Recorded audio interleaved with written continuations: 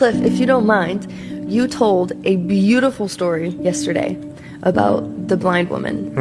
And I would love if you would be able to share that with everyone. Mark and Susan had been married a few years when suddenly she began to lose her eyesight. And she got really depressed and sank into a deep slough of despond. But Mark said, listen, honey, I'm going to stick with you. And I'm going to help you learn how to do your job blind.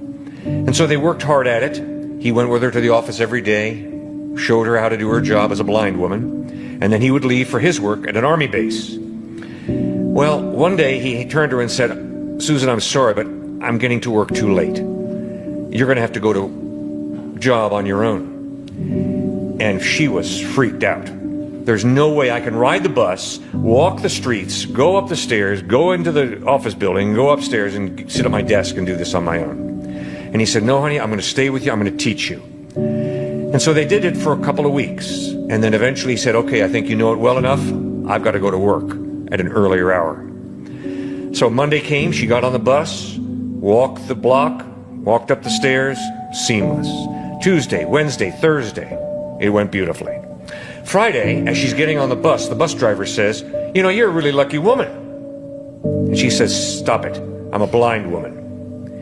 He said, well, yes, ma'am, but every day this week that you've gotten off the bus, there's a man standing on the street corner in a military uniform, and he never takes his eyes off of you.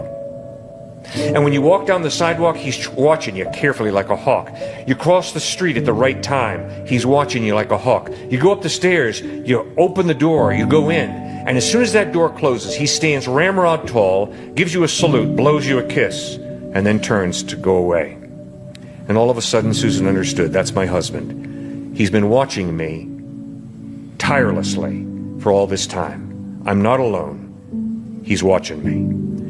And that's exactly what God does for us in even a more profound way. And then he calls us to do that with each other, to really protect each other, to focus in on each other, to listen to each other, to build each other up, to encourage each other. And that's how marriage goes beautifully. I love that.